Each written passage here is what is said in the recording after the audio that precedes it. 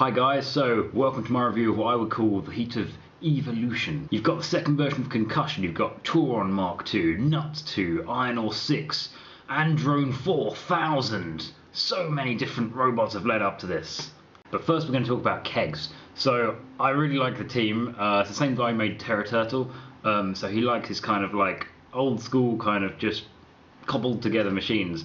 And I think that's a great attitude, and Robot Wars still needs that as a sort of, you know, they still need that aspect in the show. And I love their shirts with 2 halves please written on the back. That's just, what a pun, brilliant, love it. And Dara's comment saying we use very little blubber on Robot Wars, I thought that was just, I don't know, just made me laugh just the way he said it. We also had Tauron, or Tauron, as Jonathan Pierce seemed to insist it was. I really like this robot. I love, again, the evolution from the last series, that kind of, the way the pivoting kind of spinner assembly to work upside down. It's all a very clever design, and I think they weren't cheated because, you know, the judge's decision, I agreed with it. It was close, but I agreed with it on both counts. But it was a shame to see him go out after such a solid performance. But I'm looking forward to seeing them again. Earlier yesterday, I actually saw Tauron Mark III fighting in the live event. And again, it's just come on leaps and bounds, so they're just evolving their robots super fast. I also like the way in their battle against Androne 4000, Tom, the captain, was just like, oh guys, don't do that. Like, it was just like, I love the banter sometimes between the two teams in the pods. I think it's great. Another example being when in Concussion versus Kegs, when Kegs was getting torn apart, and then the guy from Kegs was just like, steady on lads, just about to say like, whoa, chill out there, you got some issues going on. Iron Ore 6, I was expecting such huge things from these guys, and every battle I was like, well, the flipper, they've had time, they must have fixed it by now, and it just didn't work in every battle, and every time it was really frustrating. And it's such a shame because, again, I saw them at this live event literally earlier in the day before this episode, and they were flipping stuff everywhere. You know, it was incredible. But they're through to the 10-way using just a wedge, impressively. Please let it work for the 10-way, because then we'll have, like, what is it? You got Eruption, Apollo, and Iron Ore 6 in there. So 3 frightening flippers. And their entanglement devices, they didn't really work against the spinners. They just seem to like litter up the floor and ground robots a little bit. So I found them a little bit irritating, if anything. But I can see why they're on there, because everyone's kind of, it's the first time with these entanglements have been allowed, so people are sort of experimenting with them quite a bit. In the next group battle, we had Androne 4000, and it's so good to see a crusher back on Robot Wars, and to be honest, one actually causing damage, like actually piercing the underside of Concussion there. Fantastic. And it was really well driven, quite well controlled. What I see there is a really decent robot, but I see potential. I see the same as I did with Concussion last series.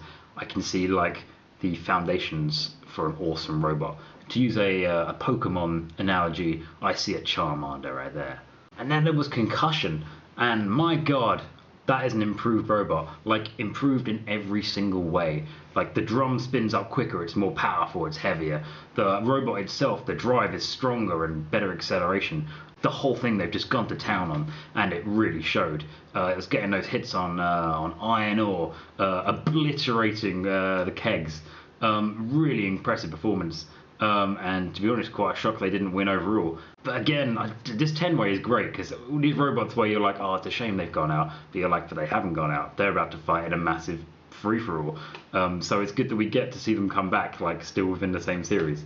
So yeah, I'm hoping their drum can cause even more mayhem in the big 10-way. And yeah, I'm not going to say it again. I'm looking forward to the 10-way. I was really impressed with the way such a wide robot as well can almost gyro over. Gyrover. I'm going to make a new word. You know how that Shremek with self-right mechanism? Gyrover, there you go. Spread the word of gyrover. Gyro over.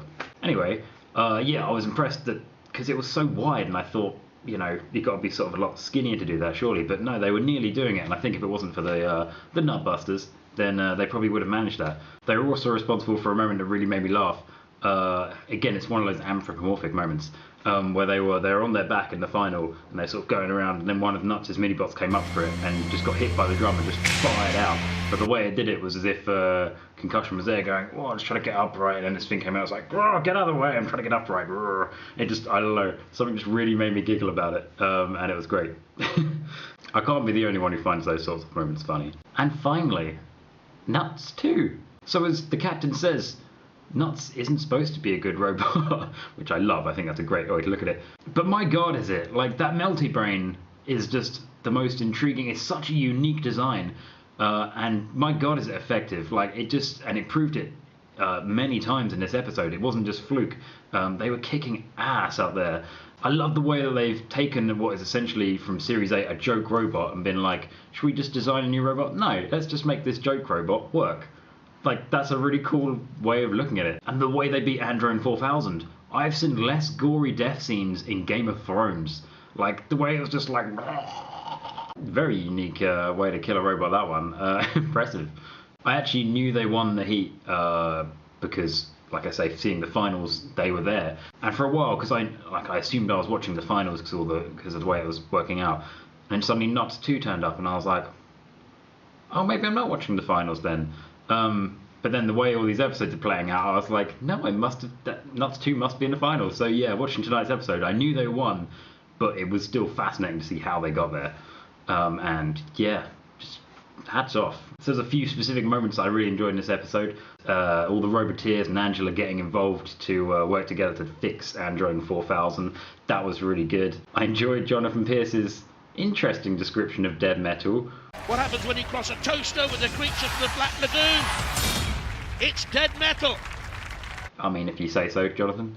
This episode, though, I think might actually be one of my favourites in this series.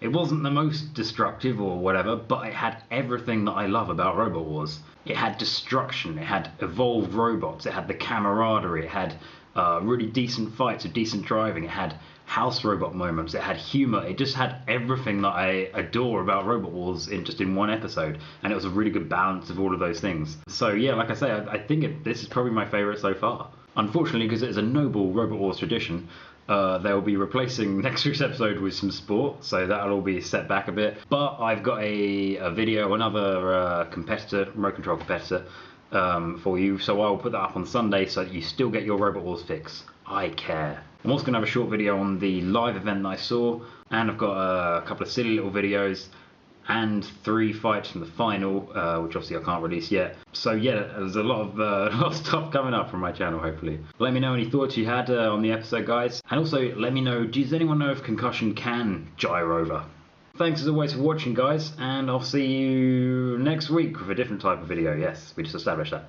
Right, cheerio, guys.